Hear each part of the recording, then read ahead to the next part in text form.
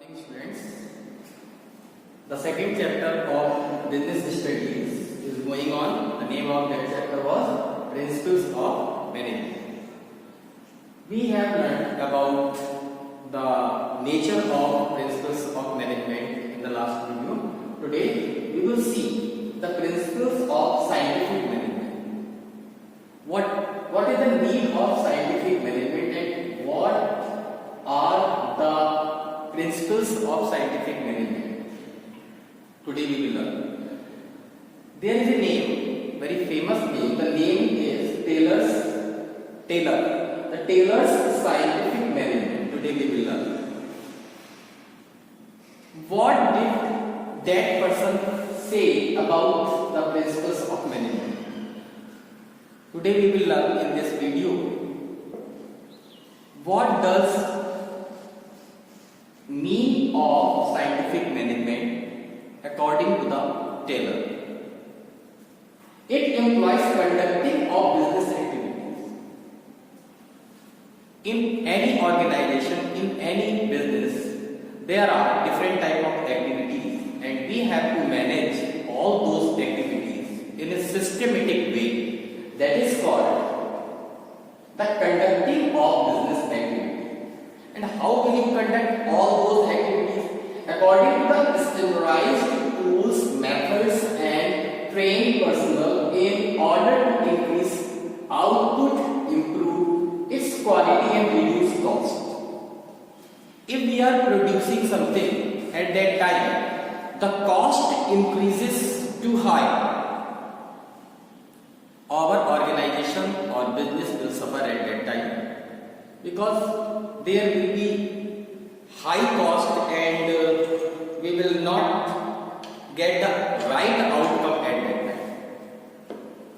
So there must be a method to control all the activities and how should be done, what should be done, how should do all the activities, what should be method. So we will learn the scientific management, and when we adopt all these tactics in our organization, naturally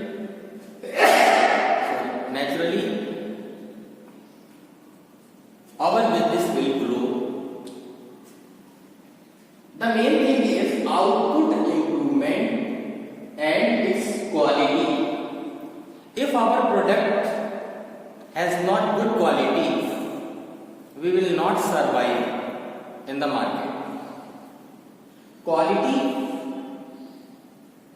not only should be good, but we should try to give the best qualities to our customers.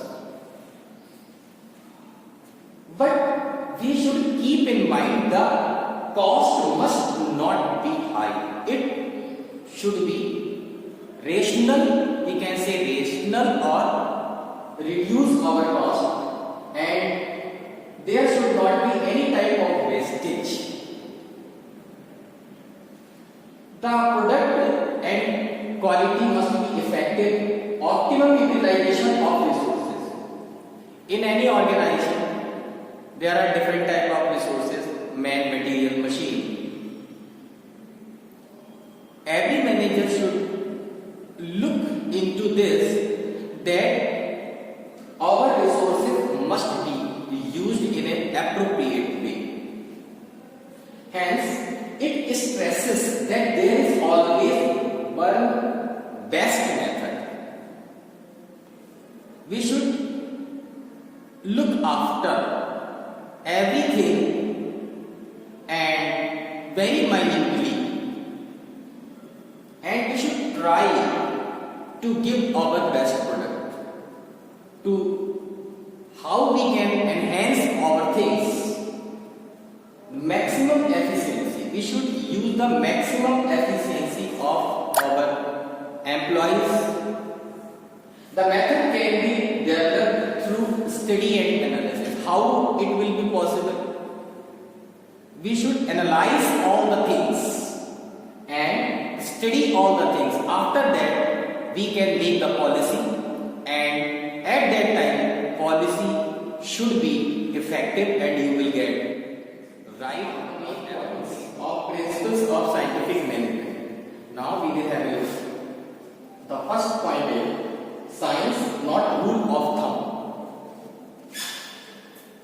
Every manager will have to see that there is traditional system. If there is traditional system in an organization, how can be they replaced in modern techniques?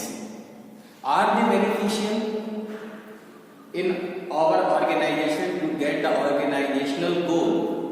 They must be continued. If they have become the hurdles at that time, we should remove and use the new technology on that place. Every job must be analyzed and studied.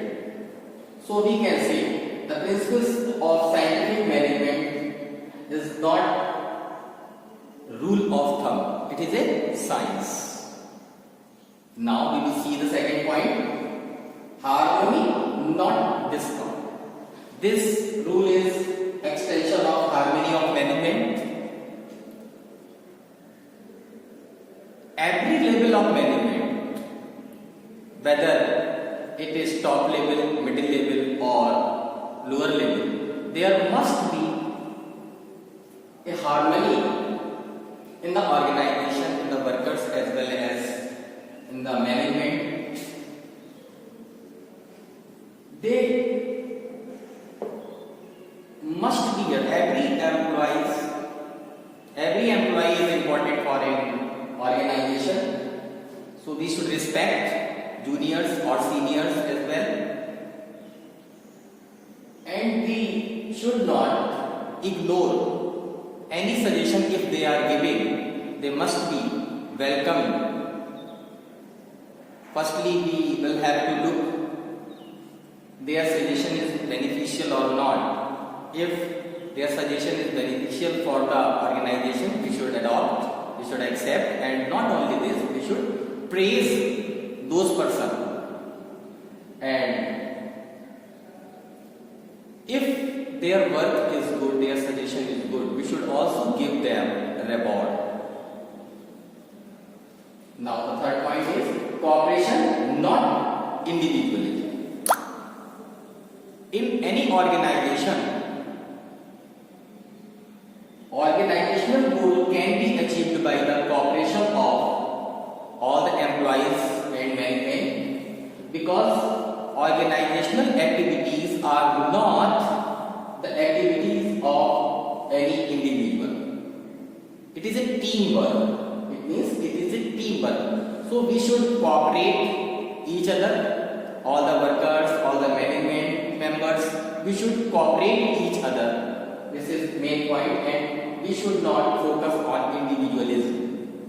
Now the last point is development of each and every person of his or her greatest efficiency and prosperity. If we study and analyze the work of our employees,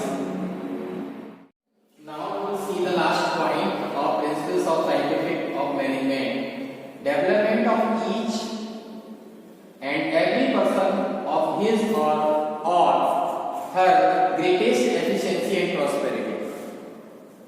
If our employees are doing work very well, we should give them reward, we should appreciate them, and time to time we should give them training, suggestions. In this way we can enhance their efficiency and prosperity. If our employees are capable, if our employees are efficient, our organization naturally